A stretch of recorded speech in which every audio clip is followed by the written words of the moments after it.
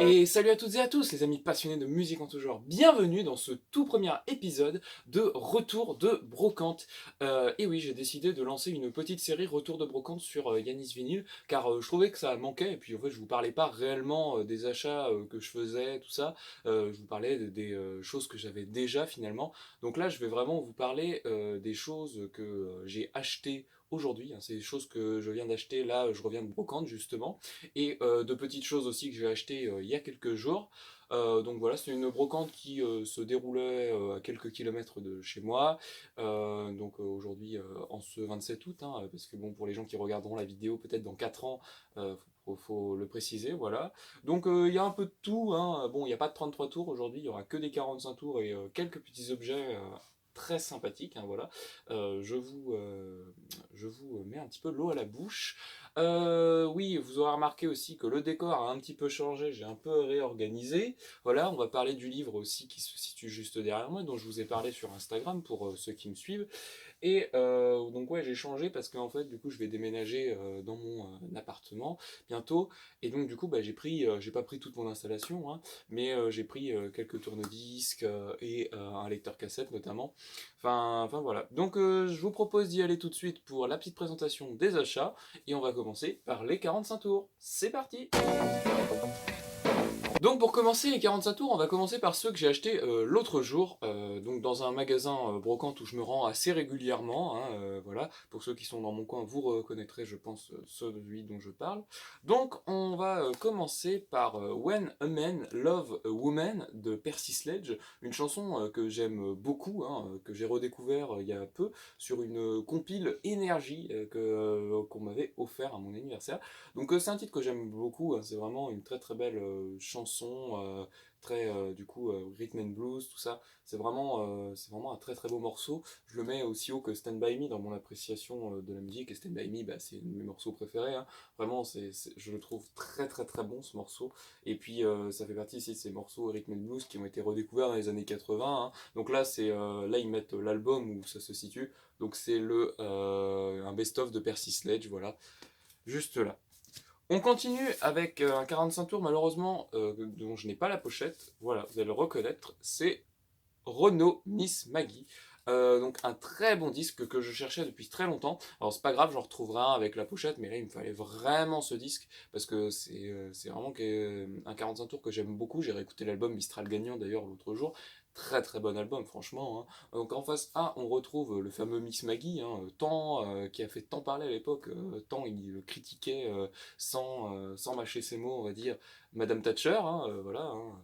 Et en face B, on retrouve le morceau Trois matelots. Donc, Trois matelots qui est un morceau plutôt sympathique, donc qui parle de trois matelots, qui sont trois frères en vérité, et qui vont avoir plusieurs destins. Donc l'un va devenir marin, l'autre militaire, enfin voilà.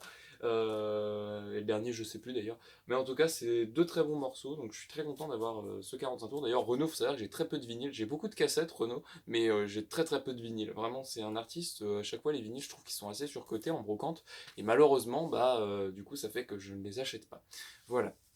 On continue. Alors, François Fellman va être présent pour quelques 45 tours, avec tout d'abord le C'est toi qui m'as fait, donc chanson qui parle de sa mère, hein, globalement, c'est sur sa mère, donc là c'est le petit François Fellman, hein, que vous voyez dessus, voilà, quand il était petit, et donc c'est une chanson pour, du coup, bah, en hommage à sa mère, voilà, qui n'était pas décédée, je pense, donc voilà, toujours écrit par Jean-Pierre Moreau, hein, non, Jean-Marie Moreau, pardon, son parolier de toujours que vous devez sûrement connaître, hein, si vous êtes assez adepte de François Fellman. Voilà. On continue avec une autre chanteuse que j'ai découvert il y a peu, Patricia Cass, voilà, donc avec son Mademoiselle chante le blues. Donc il faut savoir que ce 45 tours, c'est comme celui qui va suivre là, deux morceaux de tirés de son tout premier album, Mademoiselle chante. Donc très très bon morceau, hein. C'est le morceau d'ailleurs qui l'a fait découvrir au reste du monde en fait, enfin je veux dire en France, c'est le morceau qui l'a fait découvrir.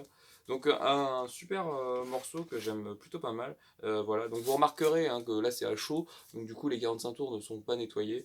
Donc je pourrais vous passer peut-être des extraits pour certains, mais pas pour tous. On continue avec peut-être l'un de mes morceaux préférés de cet album, le Mon mec à moi. En face B, on retrouve notamment Chanson d'amour pas finie. Voilà, donc dernier morceau de cet album d'ailleurs. Donc un très bon titre, ce Mon mec à moi. Donc, c'est le titre qui ouvre l'album justement, hein. Donc j'en ai fait une petite chronique récemment sur Instagram, donc je vous recommande d'aller la regarder. Je vous mets juste en photo ici. Tac. On continue avec une découverte cette fois-ci, Michel Jonas. Alors j'ai déjà acheté son album le Monde à l'envers, je sais plus comment c'est. Je sais plus comment c'est, mais c'est celui où vous retrouvez Univers l'Uni, la boîte de jazz. Donc un album très très bon, hein, sur les conseils de Franck Mélovinil. Une fois on en avait discuté en commentaire sur Instagram. Du coup, là, j'ai trouvé ce 45 tours de Michel Jonas et je me suis dit, bah, pourquoi pas découvrir un petit peu plus. Donc, je crois que ça, c'est l'album où on retrouve notamment le titre Joueur de blues, hein, c'est plus connu, hein. Donc, bon, j'ai ça. Je vous dirai ce que j'en pense. On continue avec quelque chose que je connais quand même un petit peu mieux, le Écris-moi de Pierre Bachelet. Donc si vous êtes observateur, vous aurez remarqué qu'il s'agit exactement de la même pochette que celle de l'Écoron, hein. C'est juste qu'elle a été passée au filtre orange dessus et que les lettres sont en bleu, mais sinon c'est exactement la même pochette. Donc écris-moi une très très belle chanson d'amour à la Pierre Bachelet qu'on aime tant. Voilà. Pierre Bachelet, c'est un artiste qu'en ce moment j'aime beaucoup redécouvrir, et puis pas mal écouter aussi. Moi Pierre Bachelet, quand j'écoute ça, je me vois sur les routes de la Somme, du Nord-Pas-de-Calais. Voilà, ça peut faire très cliché, hein, dire ça comme ça, mais je sais pas, ça me met dans cette ambiance-là. J'aime beaucoup ce chanteur.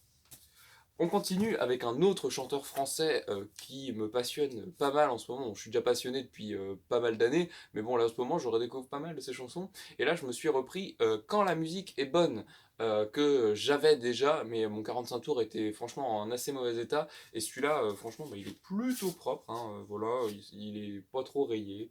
Juste là, tac, voilà. Il est vraiment propre. Il faudra bien sûr que je le nettoie, mais pas de rayures, donc c'est quand même mieux de l'avoir comme ça, et puis un beau morceau comme ça, une lettre d'amour à la musique, enfin voilà, très très beau morceau. Et puis en face B, nous retrouvons Veilletar qui ouvre, si je ne me trompe pas, le live en 86 en public. Voilà, donc je lis, je me documente pas mal en ce moment sur Jean-Jacques Goldman. J'aime vraiment beaucoup ce chanteur depuis tant d'années. Et vous allez voir que c'est pas le seul qui va être présenté aujourd'hui. Ensuite, on continue dans un genre totalement différent, hein, on part vraiment dans quelque chose de totalement différent, avec The Sound of Sea, donc dans toute cette vague House and New Beat du coup. Voilà, et The Sound of Sea, bah, vous devez forcément le connaître, hein, c'est vraiment un son électro-techno des années 80. Vraiment, c'est même les ancêtres de ces sons-là des années 2000, je dirais. Donc un très très bon son, hein, voilà. Donc c'est tous ces trucs confettis que vous trouviez à l'époque. Vous les retrouvez sur pas mal de compiles, notamment de l'époque, hein, les compiles énergie. Ça c'était des tubes à l'époque, c'était des tubes de futur. Et d'ailleurs, j'ai même ma compile, alors si je la trouve, voilà, je l'ai juste là. Tac. House and the New Beat. On retrouve d'ailleurs ce petit 45 tours. Donc on retrouve plein de choses dessus. Voilà. Hop, je vous mets la petite setlist juste ici. Donc c'est une compile que j'avais trouvée dans un Emmaüs. Et alors, comme j'avais trouvé sympa la pochette, je la trouvais assez sympathique. Bah du coup, je me suis dit, ouais, vas-y, je le prends. Écoute, on verra bien ce que ça donne. Et j'aime bien. J'écouterai pas ça tout le temps, hein, mais j'aime bien écouter ça de temps en temps. Ça, c'est très très années 80. Vraiment, j'aime beaucoup. On continue encore une fois avec François Fellman, avec son morceau Slave qu'on retrouve sur son premier album. Un morceau plutôt sympathique. Alors celui-là, c'est pas un de mes préférés, mais je l'ai pris parce que je suis assez friand de François Fellman. Je me suis dit c'était l'occasion. Et enfin, on finit encore une fois ce petit tas avec François Fellman et Le Mal de Toi. Donc encore une fois sur son premier album, sur la phase B du 33 tours. Non, vraiment un très très bon disque aussi. Voilà, ça fait pas partie de mes chansons préférées de François Fellman. Moi, je dirais qu'il y a Vivre Vivre, hein, donc, qui est le titre de l'album où c'est d'ailleurs. Vivre Vivre, qu'un très bon titre de François Fellman. Après, j'aime surtout les titres du second album, notamment le C'est toi qui m'as fait et Petit Franck, ça c'est des super titres. Enfin voilà. Donc on va passer maintenant aux 45 tours que j'ai trouvé aujourd'hui en brocante. C'est parti. On commence tout de suite avec une chanteuse qui a fait l'actualité récemment par son décès, c'est Sinéad O'Connor avec Nothing Compares to You. Donc un très très bon titre que moi j'adore, qui vraiment est assez mélancolique, mais en même temps bah, ça va tellement avec l'atmosphère que dégage la chanteuse, je dirais. C'est vraiment un très très bon titre, un 45 tours pareil, qui est assez propre. Donc je suis vraiment content de l'avoir chopé. Donc chanson de Prince, hein, si je ne me trompe pas, à la base, ouais, je crois que ça a été écrit par lui. En tout cas, c'est vraiment très très sympathique ce petit 45 tours que je cherchais depuis assez longtemps. On continue avec un chanteur de la même époque, hein, vraiment, c'était vraiment les tubes qui étaient sur le hit parade, sur notamment Energy. Eros Ramazzotti avec Sebastiace un canzone. Donc certains diront que ça a mal vieilli, certains diront que ça a pris un sacré coup de vieux. C'est vrai parfois. Mais j'aime beaucoup cette chanson, c'est vraiment une belle chanson, je trouve. Après, j'irai pas jusqu'à acheter l'album, mais le tube, je le cherchais.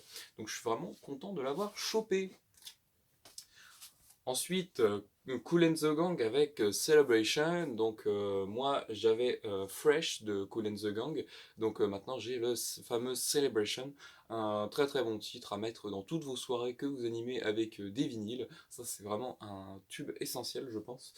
Non, je suis vraiment content d'avoir chopé, et puis en très bon état, hein. Souvent ces 45 tours là ils ont bien vécu. Là franchement bon bah je suis content de l'avoir chopé. Bon la pochette évidemment elle est pas parfaite, hein, mais c'est un beau petit 45 tours. Ensuite, un de mes morceaux préférés de tous les temps, je dirais. Le Atomic de Blondie, que je mettrais au même niveau que le Call Me, tellement sont bien. Donc voilà, dans une ambiance très très rock. C'est vraiment, vraiment sympathique. J'aime beaucoup cette chanson de Debbie Harry avec son groupe. C'est vraiment très très bon. Voilà, donc Atomic de Blondie. On continue avec Earth, Wind and Fire et September. Donc September que j'avais déjà, mais dans une version anglaise en fait. Donc vous savez les fameux 45 tours, alors attendez je vais vous montrer. Donc 45 tours mais qui sont remplis là sur toute la partie du milieu. Et donc du coup c'est un petit peu particulier. Et j'avais pas de version française. Et puis bon bah, là je me suis dit ouais vas-y c'est l'occasion. Et je savais plus si je l'avais ou pas. Et en fait c'est en rentrant que je me suis souvenu que j'avais déjà la version anglaise. Mais bon, une petite version comme ça, bon bah ça reste sympathique. Et puis le fameux September est assez incroyable. Enfin voilà, c'est un indispensable, je pense, si vous êtes amateur de funk, disco, tout ça, de cette période-là. Donc je vous le remontre en plus avec le petit sticker Earth, Wind and Fire, ça c'est quand même très très stylé. On continue avec tout à fait autre chose, le 45 tours de Que la vie me pardonne de Daniel Auteuil. Et voilà. Alors Daniel Auteuil, vous le connaissez sûrement en tant qu'acteur, hein, dans 36 quai des Orfèvres, tout ça.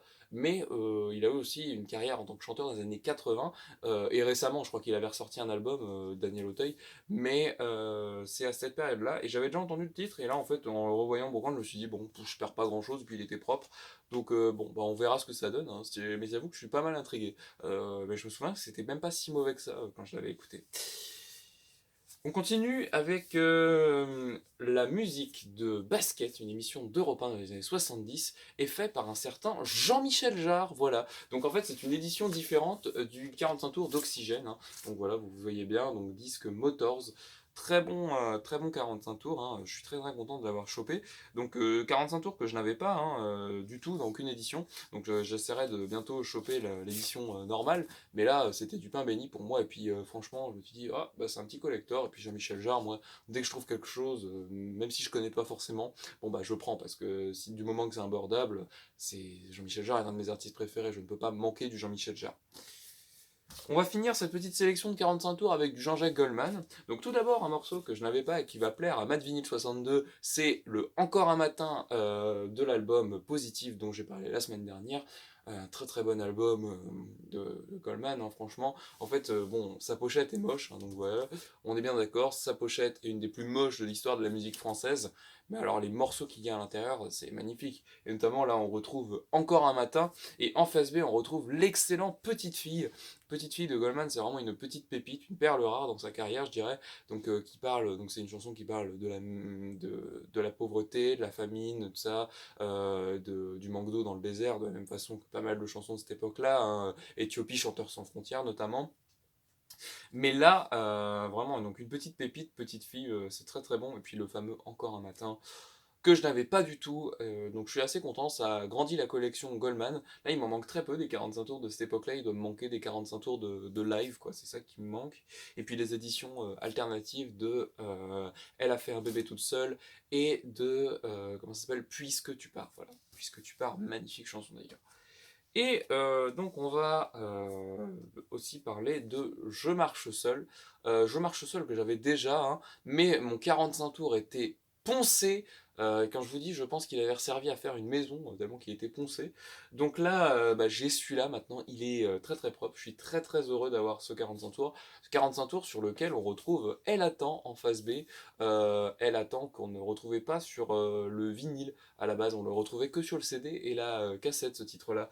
Enfin bon, donc je suis très très heureux d'avoir chopé ce petit 45 tours de Je marche seul. D'ailleurs, bon, celui-là il avait un problème par rapport aux autres 45 tours de Goldman, c'est que le ringwear se formait très facilement. C'est-à-dire qu'au milieu, bah, vous aviez souvent la tête de Goldman, on le voyait plus. Ce que je trouve un peu dommage. Bon, c'est pas une des plus belles non plus de Goldman cette pochette, mais elle va bien avec du coup finalement le clip du morceau.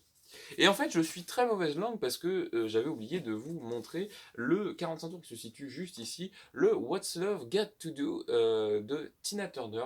Donc Tina Turner qui est malheureusement décédée au mois de mai, mais là dans un état assez propre. Je suis vraiment content de l'avoir chopé celui-là. Donc il ira avec The Best que j'ai aussi, dont je vous avais fait une présentation au mois de mai.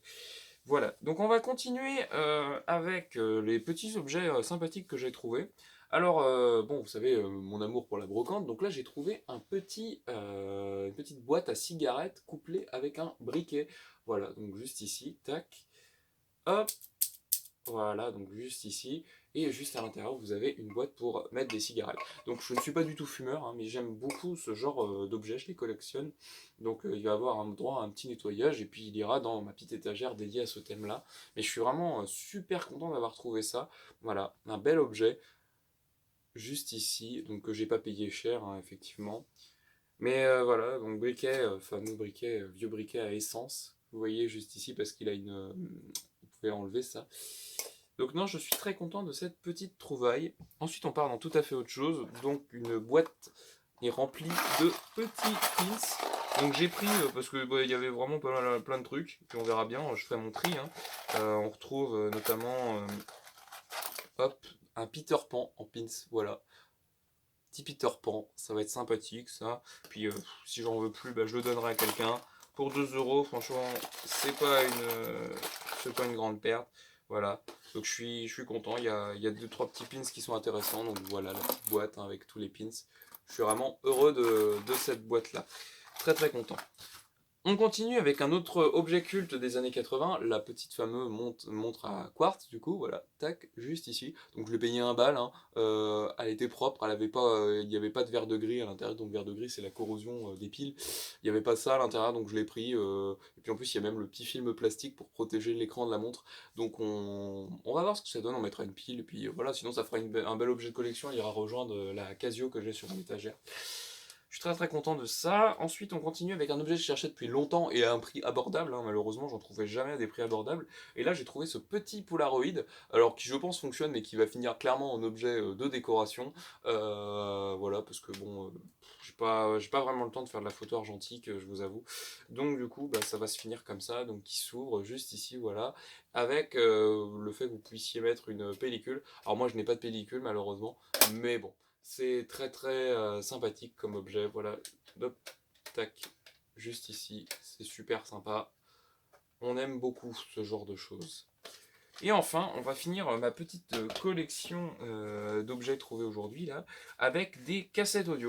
Donc on va tout d'abord commencer avec des cassettes enregistrables que j'ai trouvées. Donc ça c'est pour mettre dans la collection sur le lecteur cassette que vous avez juste derrière moi, que vous ne voyez pas vous évidemment. Voilà, donc ça va aller directement dessus hein, pour la collection.